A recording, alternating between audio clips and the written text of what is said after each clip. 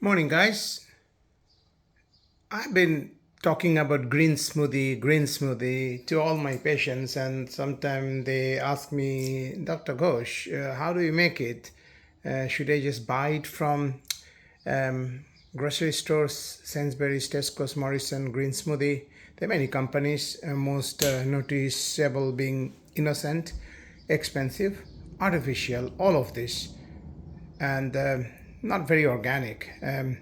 So make your own smoothie. Now, ideally, you should have a juicer or blender, put lots of greens in it, kale, kiwi, mango, a little bit of ginger. Um, you can give honey to make it a bit sweet because otherwise it's not very pleasant. But my green smoothie is this.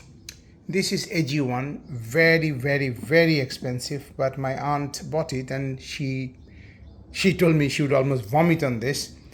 But same stuff I made so nice, it's almost tastes like a sherbet or a really nice mocktail. So you need to know how to play with taste in a good way, not in a bad way. So they won't disclose what's in the green smoothie because they're selling it for a month's supply. This $90. This came all the way from USA to my aunt, and she kind of dumped it on me because she hated it so much. She said even the sight of this juice makes her sick. But obviously, that's not the fault of this. This is the fault of how it is being served. This is not nice. This is very, very yucky. But I think what they have done, they have put primarily spirulina powder. This is from Holland and Barrett blue-green algae, one of the superfood like blueberries, like wheatgrass, like this sprouted chickpeas. So all of this has got adaptogens, antioxidants, polyphenols. So these are good for our health. These are neither vitamins nor minerals, but they are just good. We know they are good. Now, I'm not going to replenish this once it is finished. It is finished. But I'm going to keep the spoon here and I'm going to make my own green smoothie. So buy this. This is also not very cheap. And you can put other greens if you want, but life is busy. So what I'll do, one tablespoonful of this, and salt. I got very interested in salt after my 100-kilometer hike in Lake Districts because I was a bit stupid. I never realized that salt is something that you need to separately eat because I always thought that the salt in our diet is okay enough. But the thing is, that may be okay when you are not doing a 100-kilometer hike. But when you are sweating like you are in India, it's just a full sun. And in fact, I was at one stage, I developed Dr. Ghosh's lick test, like a sweat test. So if you lick your forearm as you're hiking or doing marathon, etc., and if it's salty, then you take half of a small salt sachet. And if it's really salty and gritty, like you can actually feel the salt, then take one sachet. One of my fellow hiker kind of saved me, although not completely. He gave me one of these. It has got the balanced potassium, sodium and all that. It has got a little bit of sugar. As you know, that to absorb salt from the intestine, you need a bit of a sugar because of the transport mechanism. So you make your own diarrhea. Now the thing is, don't use a common table salt like this, because this is artificial, and to make it very white and very smooth and free flowing, they will have to add anti-caking stuff into it, and they will process it so that they take away a lot of good stuff in it. So always have organic stuff. This is a Himalayan pink salt. It has got lots of other stuff on top of the sodium chloride. It is almost as complete as this one. So I will have this 1 teaspoon, this 1 tablespoonful, this 1 scoop, like this. But to complement it, I'm going to use something else. I'm going to use half of a lime. With this, it's very difficult to squeeze it out. Let me try this because this is not organic. Ancestors used to squeeze it. Maybe I have to develop a lot of power and force. Let's try that. Let's forget it from today. My wife will still use it though. And then get one of this machine from Amazon or somewhere. It's called yogurt making machine. You make your own yogurt. And why yogurt? This is probiotic. The kind of yogurt that you buy from shops is not good because it has got lots of unnecessary sweeteners in it, and that is not good for these germs, good germs that we do need.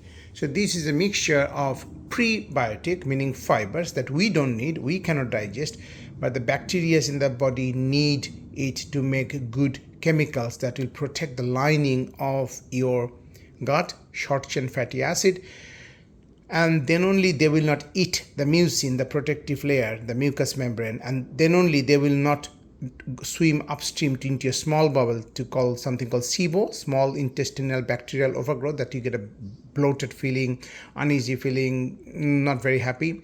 And then only the bacteria will produce good stuff like serotonin. 70% of your happy hormone serotonin is produced in the gut. You know, they say that happy wife, happy life. I also say that's fine. But also happy gut, happy life. If your gut is unhappy, if you can never be happy. We see these patients with IBS, anxiety, IBS, anxiety. That's gut-brain axis. They talk both ways. It's not one way to other. It's both way. So unhappy brain, unhappy gut, unhappy brain. So fix your brain. Humans are not made to eat crap. You know, all the crap that, we all eat. So we should eat crap only 10%, 15%. If you stretch, 20%. Rest of the time, 20% eat human food. That's humans are supposed to eat and drink. Anyway, so I'm going to squeeze this. Let's recap. 1 scoop of this, 1 teaspoonful of this. If you're sweating a lot, maybe 1.5 or 2 teaspoons of this. 1 tablespoon of this. Half of a lime, and whatever is left over here, I put it nicely to show you how my wife makes it. So only this bit is left. So I think all of this is going into this. Now this nice looking thing came with the AG1. I like the style though. I mean, this is good. This is good looking. This is a metal spoon. How often do you get a metal spoon? Or metal spoon? Actually, spoons are mostly metal, isn't it? I'm just losing my brain. What I meant to say, scoops. Although you might say a spoon is a scoop, but actually it is not. So that we are clear, to clarify the doubt, my stupid brain, so this is a spoon, this is a spoon, this is a scoop, this is a scoop. So all spoons are not scoops, but all scoops are spoons. I think that's a fair compromise. Okay, now, stop talking, stop filming, show it how to do it and how it's going to look like. 1. Now, if you have got high blood pressure, if you're on diuretic, etc., always consult your doctor. If you're going to do this, calculate the salt content in it. It all depends on your exercise level, because I do a lot of running, so my salt consumption is this. You need to know how much you need, okay? So don't just blindly follow me. So this is it. We started in Kendall. We went to Ambleside somewhere here. This is the famous big lake, Windermere. So we stayed overnight in a tent there, and so that's 50 kilometers, then another 50 kilometers. So when you do that, and then you come with this killer slope, I'll show you the killer slope. Look at the slope. So this is where I passed out. I started having cramps in my calf muscle here and there, because I made the stupid mistake of, lots of stupid mistakes. I drove for 5 hours from 2 in the morning to 7 in the morning, 5 hours non-stop driving, because I had an award ceremony that I had to attend Friday evening. I left the award ceremony 8 o'clock, went home, little bit of sleeping, start packing, 1 o'clock, 2 o'clock, I left home, and all I did during driving, 3 cups of black coffee. No sleep. Then I started my hike. The first 10 kilometers, I thought, I'm a veteran runner. I have done this many times. I normally do 10K without sipping any water, particularly because the 10K falls in the month of Ramadan. I'm not Muslim, but I always fast during the whole month of Ramadan from dawn to dusk. No food, no drink. So that was fine. That was easy peasy. The first break, they told, guys, listen up. Next 30 kilometer, it is tough. Sorry, next 30 kilometer, no. Next 20 kilometer, where the next rest point is tough. So be very careful, load up with water. I was not even carrying a water bottle because, I thought, what's the point? Because I will just drink when I come to the next halt, pit stop. So that was when the first time I realized I better carry some. So I got a sort of a water bottle. Somebody, left it there. Fill it up with water. Again, I did not fill it up with electrolyte water, just plain water. And I kept sipping. Then I'm sweating profusely. Salt, gritty salt from my forearm. That's when I invented my Dr. Ghosh's lick your forearm salt test to know how much salt you need to put. Okay, and this is Gaburn pus. Can you see the? So that's your 30 kilometer. Yeah, that's Ambleside, and that's Gaburn pus. So much cramp. I stopped. Then I felt sick. They called medics, and then after a little bit of rehydration and a lot of salt, I was fine, but they told me you cannot carry on.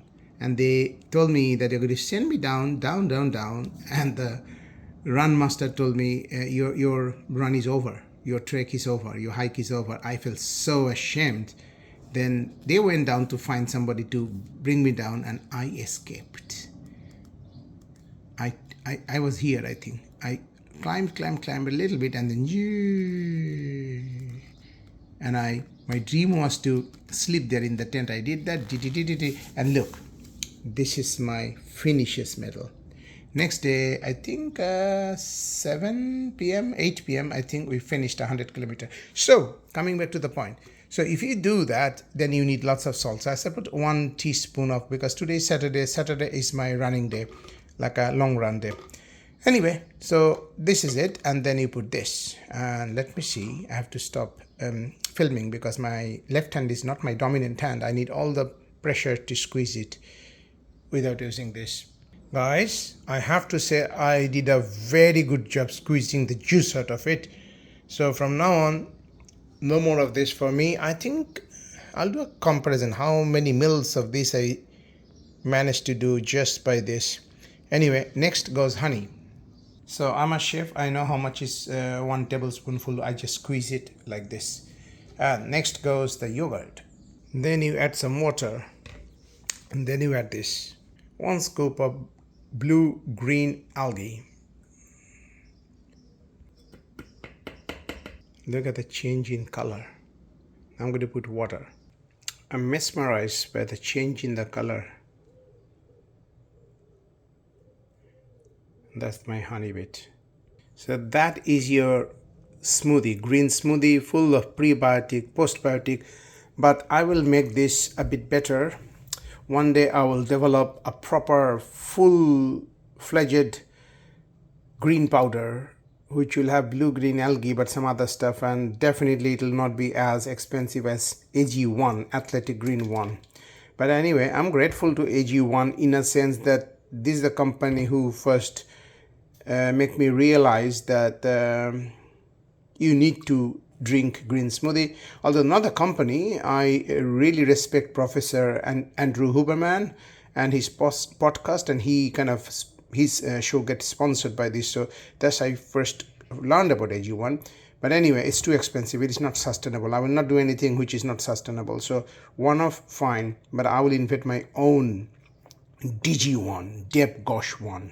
Yeah, that's a good name, DG1, or maybe DG7, because I believe that there are 7 pillars of health. Have a great day. Drink this every day without fail.